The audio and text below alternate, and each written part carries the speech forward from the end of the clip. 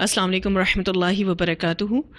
نحمده ونصلی علی رسولہ الکریم، اما بعد فاعوذ باللہ من الشیطان الرجیم، بسم اللہ الرحمن الرحیم۔ رب اشرح لی صدری ویسر لی امری واحلل عقدۃ من لسانی یفقہوا قولی، رب زدنی علما، اللہم ارزقنا اخلاص، الہی آمین۔ سلسلۃ الصحیحہ کے سلسلے کو آگے بڑھاتے ہوئے اگلی حدیث پڑھیں گے۔ حدیث نمبر 23، عن عبدۃ بن ابی لبابہ عن مجاہد عن ابن عباس رضی اللہ عنہما مرفوعا، اذا لقی المسلم اخاہ المسلم فاخذ بیدیہ فصافحہ تناثرت خطایاہما من بین اصابعہما کما یتناثر ورق الشجر بالشتاء۔ قال عبدہ فقلت لمجاہد ان هذا لا يسير، فقال مجاہد لا تقل هذا فإن الله تعالى قال في كتابه لو أنفقت ما في الأرض جميعا ما ألفت بين قلوبهم ولكن الله ألف بينهم، فعرفت فضل علمه على غيري۔ عبدہ بن ابو لبابہ مجاہد سے اور وہ ابن عباس رضی اللہ عنہما سے مرفوعاً روایت کرتے ہیں، جب مسلمان اپنے مسلمان بھائی کو ملے پھر اس کا ہاتھ پکڑ کر مصافحہ کرے تو اس کی انگلیوں کے درمیان سے گناہ اس طرح گرتے ہیں جس طرح موسم سرما میں درختوں کے پتے جھڑ جاتے ہیں۔ عبدہ کہتے ہیں میں نے مجاہد کو کہا یہ عمل تو بہت تھوڑا سا ہے۔ مجاہد نے کہا ایسا نہ کہہ، اللہ تعالیٰ نے قرآن میں فرمایا ہے اے نبی صلی اللہ علیہ وسلم جو کچھ زمین میں ہے وہ سارے کا سارا بھی آپ خرچ کر لیتے تو ان کے دلوں کو جوڑ نہ سکتے تھے، لیکن اللہ تعالیٰ نے ان کے درمیان محبت پیدا کر دی۔ عبدہ کہتے ہیں کہ اس سے میں نے مجاہد کی علمی فضیلت کو دوسروں پر پہچان لیا۔ اس حدیث میں سب سے پہلے تو مسلمان کی فضیلت بیان کی گئی ہے کہ جس سے مصافحہ کرنا یعنی ہاتھ ملانا گناہوں کا کفارہ بن جاتا ہے۔ دراصل یہ مصافحہ محبت کی بنا پر ہوگا جس کی طرف مجاہد کا اشارہ ہے۔ یہ مجاہد مفسر قرآن ہے، مجاہد رحمہ اللہ، وہ اسی کی طرف اشارہ کرنا چاہتے ہیں کہ صحابہ کرام رضی اللہ عنہم اسلام قبول کرنے سے پہلے نبی اکرم صلی اللہ علیہ وسلم کے دشمن تھے، لیکن وہ آپ صلی اللہ علیہ وسلم کے دستے بازو بنے، وہ آپ صلی اللہ علیہ وسلم کے محافظ بنے، وہ آپ صلی اللہ علیہ وسلم کے مددگار بنے۔ صحابہ کرام کی پرانی عداوتیں باہمی پیار و محبت میں تبدیل ہو گئیں۔ تو اس سے معلوم ہوتا ہے کہ مومنوں کی باہمی محبت کوئی آسان عمل نہیں ہے، جیسے کہ مجاہد نے کہا کہ ایسا نہ کہ، کیونکہ عبدہ نے ان کو کیا کہا تھا کہ یہ عمل تو بہت تھوڑا سا ہے، کوئی مشکل ہی نہیں کہ ہم کسی مسلمان سے ہاتھ ملائیں اور ہمارے گناہ ایسے جڑیں جیسے سردی میں پتے جھڑتے ہیں۔ تو کیا یہ آسان چیز نہیں ہے؟ مومنوں کی باہمی محبت کوئی آسان عمل نہیں۔ ہاں اگر اللہ کی توفیق شامل حال ہو تو بڑی سے بڑی مشکل آسان ہو جاتی ہے۔ تو اللہ کے فضل و کرم سے جس کو بھی مقبولیت ملی ہو تو اسے ملنے ملانے والے لوگ بہت سارے ہوتے ہیں، اسے چاہیے کہ وہ لوگوں سے دل سے ملے اور مصافحہ کرے، ہاتھ ملائے محبت کے ساتھ، تو یہ اجر اس کو ملے گا، یہ فائدہ اس کو ملے گا۔ اور یہ سلام کرنا اور مصافحہ کرنا یہ اسلام کے محاسن میں سے ہے۔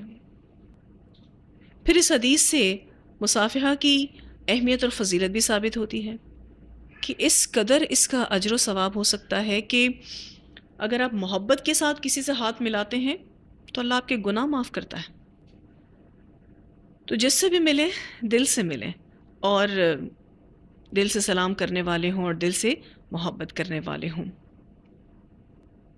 اگلی حدیث، حدیث نمبر 24، عن ابن عباس رضی اللہ عنہما ان رجلا اتى النبي صلی اللہ علیہ وسلم فقال ان ابی مات ولم يحج افاحج عنه قال ارأيت لو كان على ابيك دين اکنت قاضیا قال نعم قال حج عن ابیک۔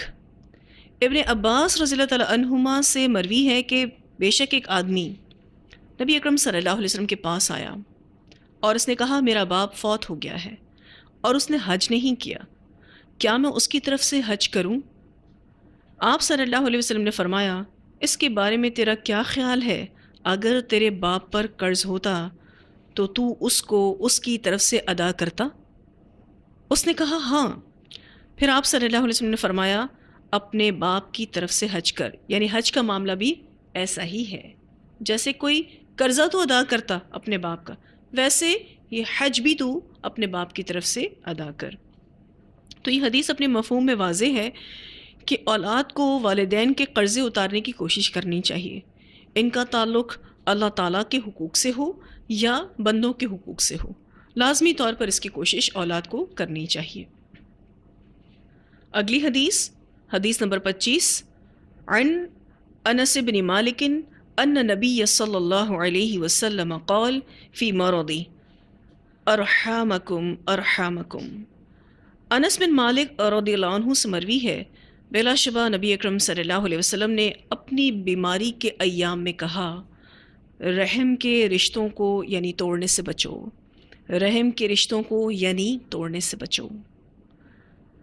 یہ وہ ٹائم تھا جب نبی اکرم صلی اللہ علیہ وسلم بہت زیادہ بیمار ہو گئے تھے اور وفات کے قریب تھے۔ آپ سوچ سکتے ہیں کہ وہ کتنا اہم وقت ہوگا اور رسول اللہ صلی اللہ علیہ وسلم کتنی اہم باتوں پر امت کو فوکس کروا رہے ہوں گے، کیونکہ اب آپ صلی اللہ علیہ وسلم کے جانے کا وقت آ گیا تھا۔ اس وقت میں آپ صلی اللہ علیہ وسلم نے کہا ارحامکم ارحامکم، دیکھو اپنے رشتوں ناتوں کا خیال کرنا، کیونکہ جو برائیاں، جو اخلاقی خرابیاں اپنے رشتے ناتوں کے ساتھ ہو جاتی ہیں وہ غیروں کے ساتھ نہیں ہوتی۔ جو برتن ساتھ پڑے ہوتے ہیں نا وہی الجھتے ہیں نا، بالکل اسی طرح سے جو رشتے ساتھ رہتے ہیں ان کے الجھنے میں کچھ دیر نہیں لگتی۔ اس ٹاپک پر اور بہت ساری احادیث انشاءاللہ آگے آئیں گے ہم، جس کو اگلے سیشن میں پڑھیں گے۔